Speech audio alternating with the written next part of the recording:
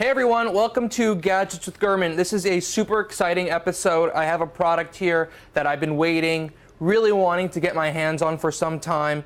We actually have two of them. You can see here, this is Andy Rubin's Essential phone. It's a new phone, the first one coming from his new hardware and AI software company. We had a big story out this morning interviewing Andy Rubin, talking about the plans for the phone.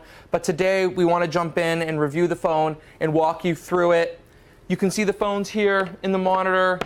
Here are the backs. Here's the camera attachment that we'll dive into a little bit later. We'll have a full demo of that via Chromecast streaming through Android. But first, for my takeaway, let me turn the screen on for this. I love the screen. I think the screen is awesome. It's really bright. It's 500 nits. It's really crisp, really clear, but it's LCD. It's not OLED. You can't really tell. It just looks so good. The first time I was using it, I thought it was an OLED screen because it looked so great. But you know, when you compare it to a phone with OLED, you can see the differences. And you can see the bezels starting there. You can see how slim they are. And you know, first to the back here, something we have to know, it's a ceramic back, but it really picks up fingerprints, as you can see. It's sort of like a jet black iPhone 7 Plus. I have a few scratches on the bottom here, so it really picks up fingerprints, but there's also a glossy white and a matte white version in the works. So let's zoom in here into the monitor and take a closer look at that. And you can see there's the cameras on the back here, the fingerprint sensor. But I want to dive into the screen a little bit more. And you can see the screen actually has rounded corners, which is pretty unique. The current iPhone doesn't have rounded corners. It's very squared off. It's sort of unique for this form factor. And the big deal here is this is a 5.7-inch screen, and the only thick bezel is at the bottom here. And I sort of want to compare it to a few other phones on the market or some concept phones that are quite similar. So you can see this is the S7, the Galaxy S7, and it has very slim bezels at the top and the bottom, but on the side it curves in. On this phone, the Essential phone, it's pretty much bezel-less except the bottom. And that's mostly similar to this Xiaomi phone, right? This phone is a concept phone. It's called the Mix. It's a very big phone. It's very nice. It has a bigger than 6-inch screen. And you can see this also has very slim bezels, but it has this big notch at the bottom to hold the camera. This little chin, it's a bit taller than the chin on the Essential phone. And you can see there's this notch in the top of the screen. It's actually touch sensitive. Andy Rubin was showing me this, so this is actually touch sensitive. It's not a full cutout, so somehow they have the touch panel working with that. So I think this is the most similar phone in terms of being bezel-less until the iPhone 8 comes out, of course. But it does have this big chin on the bottom. And the Essential's hitting the market now this month, already on pre-order. This phone is still a concept phone, and it's not really on the market. And in terms of my usage, the notch here, a lot of people have been asking me, does it disrupt usage? No, it doesn't disrupt usage. No matter what app you go into, no matter what you're doing on this thing, you just really ignore it. You can pull down the notification tray. You don't really notice it. It doesn't interrupt anything. And they sort of move here we can go to a tech meme here. They sort of move the status bar up top to fit all of those different widgets that you might want, the battery, the Wi-Fi, the Bluetooth, the antenna information, the time. So it really covers the notch. They blend it in with a black background. It looks great. I haven't had issues with that at all. The ceramic back, I like it a lot. It feels really premium. This phone makes my iPhone 7 Plus. I have the jet black one, so it's a little glossy and it feels a little plasticky even though it's metal. This feels really high end. It makes my iPhone feel old. When I hold it, I mean, just having a bezel-less design and this big screen and this smaller form factor, it looks really great. A couple downsides, however, I don't like the fingerprint scanners on the back. There is no, next generation authentication here. There's no facial scanning, iris scanning. The iPhone 8, of course, as reported, is going to have the 3D sensor to scan your face. So it's going to be a little bit outdated in terms of authenticating. Obviously, you can put a password in the standard Android unlock, and you can see the fingerprint scanner here. Let me try to get the light on it. You can see it right there. It's that circular thing. It's very similar to a Google Pixel. Now, the camera's on the back, right? The camera is a key part of phones right now, right? This phone, it's getting an update this week to take HDR photography, but I want to open the camera app here and show you what the functionality is for the camera. So open the camera, and you can see I have the 360 attachment. Let me, okay, a little bug here. Let me close this. The camera. Okay, you can see it has, an auto mode, and then has a mono mode, which sort of changes it to a black and white, and a slow-mo mode. And the way it does this is that the dual camera on the back actually captures color differently. So one captures in black and white, and one captures in pure color, and the auto mode merges it for the photo to look really nice, but it does not have the depth effect, the effects like panorama that the iPhone has and other Android phones have. So it's a little basic in that regard, but it is getting a software update with HDR. And the big deal here is this camera attachment that we have on this other essential phone right here, and we'll get into that a little bit later. But yeah, I really wish that it would have more functionality, more camera features, but of course there's probably apps on the App Store that you can use to enhance the camera's functionality. Now, the camera is attached through this magnetic sensor here. So this is one accessory. This is the 4K camera. It's about $50, or if you buy it with the phone combined, or a little bit more if you buy it separately. But Sprint is offering it a few dollars a month extra on top of your phone leasing plan, which we'll get into at the end. So you connect it with the magnet here, and it powers it on. The power's through the phone, and this magnet's also going to be used for other accessories. They're working on a car accessory, a 3D laser scanning accessory. Andy Rubin showed us. You can read more about that in our story. And the camera, the 4K camera, is what's on the market now. Their second accessory is going to be an inductive charging dock for sort of wirelessly charging the device. And we have a lot of questions coming in here about the phone. Does it feel heavy? That's a good question. It feels a little bit heavy. I mean, comparing it to the iPhone 7 Plus, it definitely feels a little bit heavier, but it doesn't feel too heavy or anything. You sort of get used to it. Of course, it's even heavier if you have two of them. You're stacking them on top, so I would recommend only carrying one of them. But it is a very premium phone. It's made out of titanium on the sides. It looks really great. It is quite a bit heavier compared to the S7, the S7 Plus, and this Xiaomi concept phone. But you can really feel the quality in the phone. Unfortunately, that doesn't extend to the interface, and we'll dive a little bit into that right now. I sort of want to jump in to this interface here, so I'm going to connect this other unit we have here to this Chromecast behind me.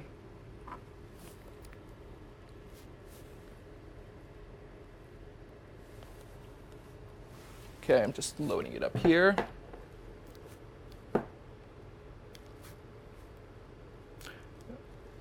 Okay, cool. So we have this Chromecast here, and you can get a better look at the interface. So this is, hold on.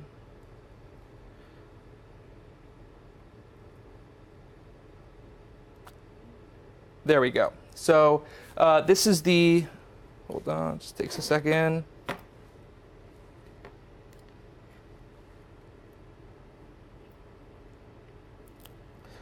Sorry, over the Wi-Fi network, it just takes a second to load the Chromecast.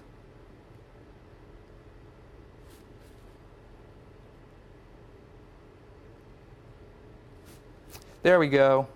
Okay, so this is the essential interface here. You can see the home screen. Okay, it's getting a little sluggish here. Okay, let's move back to the normal view and take a look here. So this is, let me dive into the interface.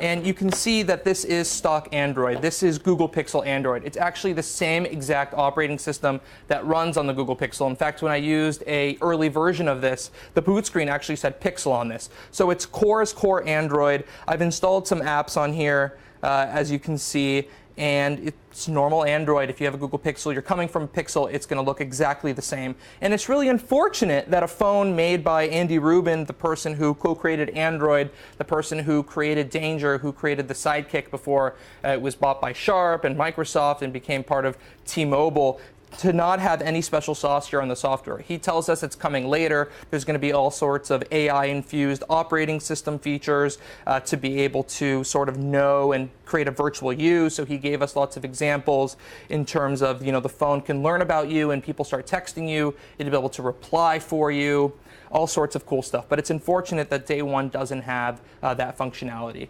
Now, we have another question coming in here. Is it as fast and stable as the iPhone fingerprint scanner? It's a little bit slower. I actually tested this compared to the fingerprint scanner on the iPhone 7 Plus. That's because the iPhone 7 Plus has that faster sensor. It's optimized by Apple. Apple actually made the sensor and the software together. Android phones, obviously, it's a bunch of parts, different fingerprint sensors and other components mashed together. It is produced by Foxconn as well, the same manufacturer of the iPhone. It is good quality. You're not going to have a bad time with it. It's just not as fast. But we're talking about fingerprint sensors here, so we're only talking about milliseconds in terms of differences. Now, I want to dive back into this 4K camera, and I'm going to attach it right now. And you can see the interface when you attach the camera. I'm going to open the camera app. And it turns on the 360-degree camera. And you can see the interface here. So I'm going to just take a picture here of our studio in front. Okay, and I took that picture. And now you can see it's a 360-degree picture. You can see everything in here. You can see me. There's me. Hi, everyone. My Mac there. So that's a 360-degree photo. It could take video as well. It's very cool. It's very fast. I really think it's a great upgrade. It's one of the main points of this phone. The main selling point of the phone is this magnet on the back to be able to increase functionality over time. And this 4K camera is the first accessory. When you attach it, and obviously this is, I have to know, it's a prototype, it makes a little bit of a buzzing sound, and I think if you hold it up to your ear, you can only hear it. And I think that's because of the power needed to drive the 4K stuff. It has its own Qualcomm chip in here, so it's a pretty advanced accessory in its own right. Another question coming in here, what is the one feature that should make me want to buy this? What's the distinguishing factor? That's a really good question. The distinguishing factor here is the display, the bezel-less screen, that little notch here, this overall design, the ceramic back, the titanium. It feels super premium. And to answer another question, at $700, getting that premium feature set, that core Android, that root plain Android, is a great deal, especially in light of the iPhone, the one that we're expecting to have a stainless steel design. The slimmer bezels is probably going to be upwards of $1,000. So if you're looking for something in that high end in terms of a premium design, you're going to be getting a good deal here at probably $300 to $400 less than the iPhone. And then that comes down to, do you want Android? Do you want iOS? It all comes down to that. Another question coming in here, do you see Essential coming out with more devices? That's a very good question. So Essential is actually coming out with a home device that runs an OS called Ambient OS. It taps into your home. It'll bring together Google Assistant, Alexa, the Essential Assistant that they're working on to control appliances in your house, play music, do tasks for you with voice similar to a HomePod, a Google Home, or an Amazon Alexa. Now, I want to show you more of the interface here because we have some people asking if there's any special sauce here. And so, again, there is no special sauce other than the wallpapers, I would say. And I am a fan of the wallpapers. And you can see that people are asking if the notch affects your usage. No, it really doesn't. You can see that they hide it well through the bezel. But even when you're using an app that doesn't hide it, something that's not optimized, you really can't tell. Your eyes get used to it. And I really don't think it's a big deal. There were people talking about it before this came out. How is the notch going to affect the phone? It really has absolutely not affected the phone. Now, a couple other things that I've learned while using this phone is that, and let's zoom out here to get a closer view at the back of the phone and the front of the phone. If we can just zoom out here. You can see the ceramic phones and the camera here. The Sprint service, I really don't like Sprint. I've had some dropped calls. I had some issues where areas, I was at the beach the other day and I was not able to connect to Sprint service. When I popped in a T-Mobile SIM into the other Essential phone, was a bit better. When I compared it to Verizon on my iPhone, Verizon was the best of the three in terms of comparing the bars and the call quality in that area. So the cool thing about this, though, is that even though it's a Sprint exclusive, you can buy an unlocked version from Essential's website or through other distribution partners like Amazon and Best Buy and put in any SIM card you want. So if you're a fan of Sprint service, you live somewhere where Sprint service works really well, that's great. It doesn't for me, so you might want to get it on a different carrier or pop in a SIM card from another carrier. And obviously this, because it's unlocked, it's going to work outside the United States, all sorts of stuff like that. So Sprint, the exclusivity agreement, is one big drawback for me, but I'm glad that you're able to pop in a SIM card from other carriers. Now, you're probably asking, why is it bad that it's exclusive if you can pop in a SIM card from other carriers? That's because the leasing plans are only work through Sprint. So you can get this phone for, I believe, between $15 and $17 a month instead of shelling out $700 from the beginning unlocked through Sprint. That's the exclusivity arrangement, being able to buy it at a cheaper leasing program and being able to tap on the cost of the 4K camera as well. Other questions coming in here. I have a Samsung Edge currently, but I've been on the wait list for the Essential and need to decide whether to purchase it or not.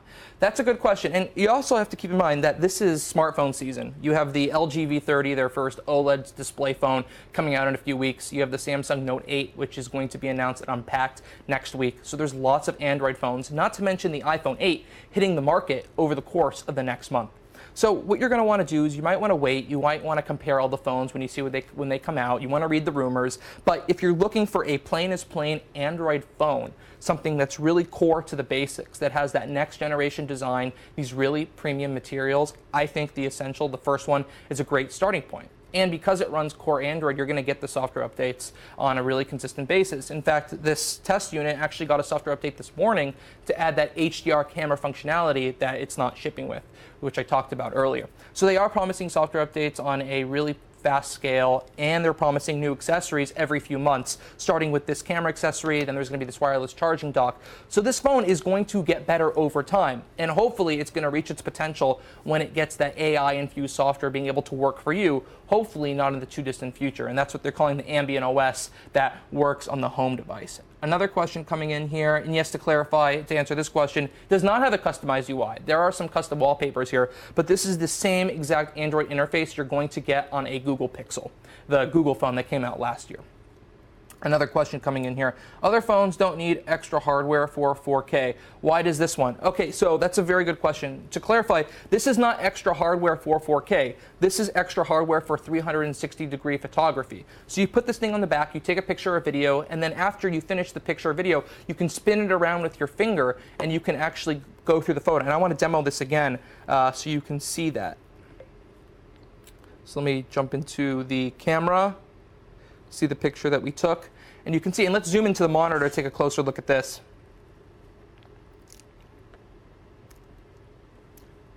Let's see if it can tilt too. So you can see here that you have the full 360-degree photo, and if you turn it back to portrait, you can sort of zoom in and take a closer look, spin the thing around. So that's what the camera attachment is for, to be able to take that 360-degree photo. And the way it does that is that there's lenses on the back and the front, and the lenses, you know, they tilt up and they tilt with as you move the phone around, so you can get a really good look at what's around you at a 360-degree angle. Now, comparing this to the iPhone 8, a lot of our viewers here on Gadgets with Gurman really are iPhone fans. They love the iPhone. A lot of people also love Android, but the iPhone is what all the talk has been lately. And like I said, like we've reported, the new iPhone is going to be very similar to this. I was talking to someone at Apple yesterday about this phone, and you know, the takeaway was that, you know, the iPhone 8 is going to be very similar to this phone in terms of the design. The notch is going to be a bit bigger at the top on the iPhone 8, but this is basically getting a preview of what the new iPhone is going to be, but running Android. And this comes back to the early debate. Are you Android or iOS? If you're in the iPhone ecosystem and you're willing to shell out the extra $300 and $400 that the iPhone 8 is going to cost over this phone, you probably want to wait for that. But if you're deep in the Android ecosystem, you want to support this independent company, you like this design, you want it now, this is a really cool option for you. I think that at $700, that's a really good price compared to what the S8 and the S8 Plus cost, some of the other phones on the market. And I've really enjoyed using this phone. The screen looks really great, even though it's LCD, not OLED. The colors are really bright. The apps all work. The notch hasn't been a problem. But I wish the camera had better functionality. I wish there was a built-in panorama mode. I wish the pictures looked a little bit better. I wish it had the bokeh, you know, depth sensing effect that the iPhone 7 Plus has, and many other Android phones and Huawei phones have at this point. I wish it wasn't a Sprint exclusive.